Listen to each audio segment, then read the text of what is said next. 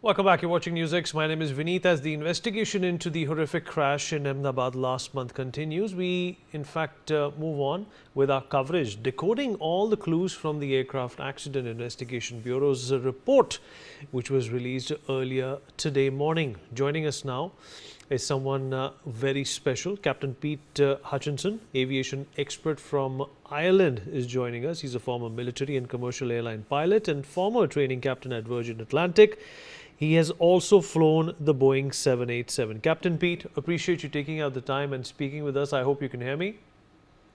I can indeed. Can you hear me? And thank you for inviting me. Loud and clear. Thank you. Thank you, sir, for being here. Well, you know the background, what happened here. More than 270 lives were lost. This report has come out, though it's not final, it's not complete, but it does pose a lot of questions. It does leave a lot of open ends. Whether there was pilot error, can these switches that are being talked about, Captain Pete, be turned on and off because of a software malfunction, is the first big question I want to ask you. Because in India, there is an uproar amongst pilots that this report so far is hinting or pointing towards pilot error. What do you say? Well, first and foremost, can I just say that hitherto I have deliberately been in absentia to this debate because I don't feel it is appropriate to comment on accidents, and particularly accidents of this nature.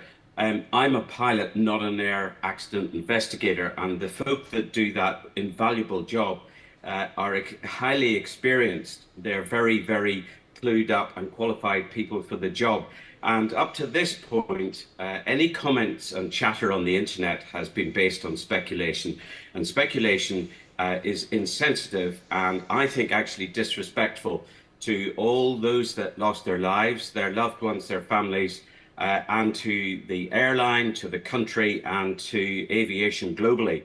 So I think it's only right that we put everything in perspective. And Sure. any of the things I say here are, yes, my opinion, but they're based on what I've gleaned as facts from this preliminary transmission from the board and some stuff I've seen on imagery. So can I just say that the preliminary report is just that. It is a very brief précis of essentially what the investigators found at the site. And they have summarized that in the 15 odd pages that they have produced. Some details are in there, there's no question, but there are no conclusions to be drawn from it. It's initial findings, initial leads, and areas of particular interest. But this investigation is going to last a year or more, during which other lines of inquiry will be investigated and may produce more detailed investigation. And it's only really when they have correlated and collated all the details and the facts and the reports of witness statements that they can actually get down to the bottom of what has happened. Now, the fuel switches to which you refer are an area of interest, and the preliminary report refers to the fact that these appear to have gone from their run condition, where they feed fuel to the engines, just like the fuel pump to your motor car engine. And then there is a time very shortly after it gets airborne, a single-digit number of seconds, where it is reported that the flight data recorder has registered that they went to the off position. Now, why they have been recorded as going to the off position, it is not categorically proven. It is merely a suggestion that they have been moved by one of the members of the crew on the flight deck. We don't even know, was there a third pilot on the flight deck? But let's say one or other of them may have moved them. At least that's the insinuation of the audio tape, saying that one questioned the other. Then that person is alleged to have denied it. These aeroplanes are largely fly-by-wire, hundreds of computers, and it should not be discounted that one possible explanation is also that there was some sort of software or electrical glitch. So we shouldn't run away with the idea that it is malpractice or unprofessionalism or some deliberate act, or start pointing the finger at anybody, because I do stress that at this stage it is only starting the investigation, no recommendations, no conclusions, and no directives. Captain Pete, there are also, I'm a layman, so I'm going to ask you what I get to hear and what I get to see. There are also questions about whether, cutting off the fuel supply to the engines through this switch is even possible, sir, in 32 seconds, because these are not normal light and fan switches. There is a way to turn them on and turn them off. What do you have to say about that, Captain Pete? That's a very good point that you raised. They have a double protection on them. They're spring loaded, so you have to pull them out, and you also have to get them over what looks like the side profile of two mountains. So they have a double protection for inadvertent actioning. And for both of them to allegedly have been gone from run to cut off in the time of 1 second is ambitious, in my opinion, to say the least. And it's for that reason and some more that I wonder about the speculation that it was physically done by a human being. That remains to be seen. But to answer your question, I think it is, at the moment, in my opinion, hard to consider that, hard to conceive of. Captain Pete, for a second, hypothetically, even if we consider that this was something which was done by one of the pilots, how long does it take for these engines to stall once this switch is hit? Well, in that particular situation, they're at full power. So it's probably one of the longest times in the flight regime from takeoff to landing. But what actually happens is, because it is controlled by an automated digital engine control system, that the computers will sense the fact that fuel seems to have been starved from the engines. And when you get down to what's called a sub-idle, where your engine on your car is about to stall, the computers will say, hang on a second, we need to step in here and get these engines going pronto. And from the report, it is said that those systems kicked in. The ram air turbine, which people will no doubt have both seen in the images and heard about in the narrative, it deployed exactly as it should. The conditions were there for it to go out, and it did, and it was doing its job. And in fact, one of the engines, when both control switches were put back to run, is reported from the flight data recorder to have started to relight and spool up. The second one didn't go so well, and it is apparently as the situation that it was all too late, that there was insufficient flying speed and energy being derived from the engines to keep the aircraft in the air. Captain Pete, you've also been a former trainer. In the simulation deck, have you heard of a similar incident or a situation like this? Are pilots trained to handle something like this, especially when when the flight has just taken off? Well, I've never encountered anything like this in a simulator in my own experience, or indeed seen it in the media or on any other coverage. For one of your colleagues that you're sitting within 3 or 4 feet of, to be able to move their arm and make such deliberate actions with their hand and it not be noticed and indeed physically stopped, because clearly this is a very, very serious and significant action to take. Personally, if it was me, I'd be grabbing their hand and stopping them. So for it to happen, the whole scenario is very, very difficult to conceive in my mind of being real. Have I seen it, to answer your question? No, I haven't. Do we train for such a scenario as you're alluding to? Well, no, we don't.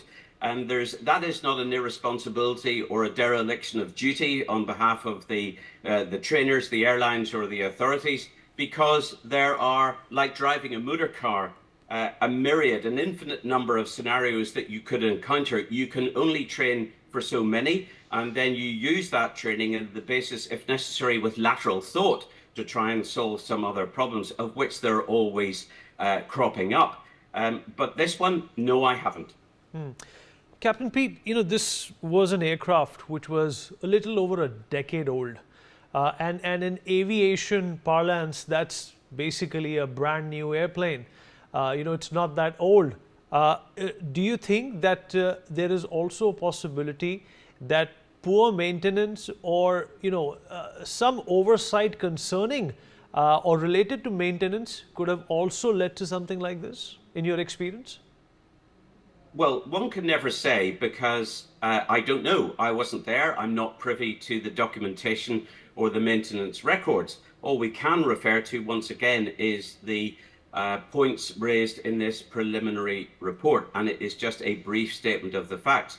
And I haven't, on my perusal of the document, ascertained anything from the maintenance point of view that showed any weakness or failure to comply with the maintenance required, either scheduled maintenance or heavy maintenance. It all seemed to be fine, and the small defects that they were carrying were all completely within what's called the minimum equipment list, where the the manufacturer and the airline draw up a list of things that you can go with perfectly well, like a headlight bulb on your motor car doesn't stop you driving it. Of course you would drive it, and these were similarly insignificant unserviceabilities for the conduct of this flight to Gatwick. So no, I don't see any maintenance issues at this point. That's not to say some may come to light in due course.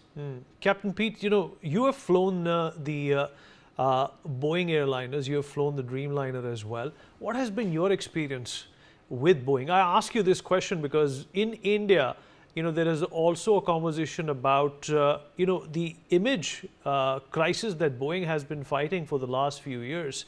And you know what I'm alluding to. That they've been blamed for sourcing cheap parts. The OEMs have not been right. What has been your experience while flying, the Boeings?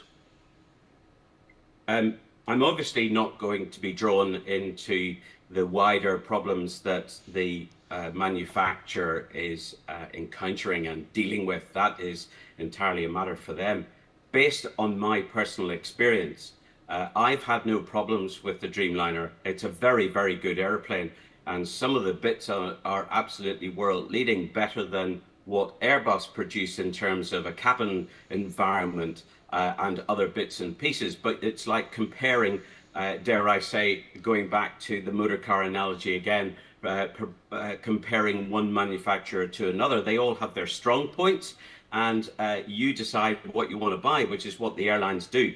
Are they fit for purpose? Yes, they absolutely are, on the basis of my experience, and I've read nothing to suggest otherwise. Indeed, I fly on the Boeing 787 and the 737 MAX, which is what you're driving at, or should I say flying at, and I've got no problems whatsoever. Believe you me, if I did, I wouldn't let myself or any of my relatives board either aircraft. They're absolutely fine as far as I'm concerned.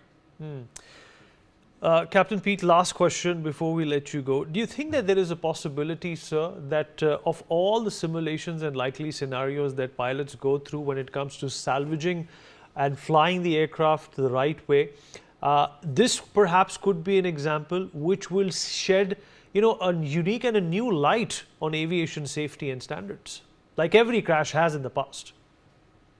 Okay, well, look, if you go back to the very first day of flying, there was no rule book, there was no training manual, there was no flight crew operating manual. These are the documents that pilots swear by, learn their stock and trade by, and continually refer to.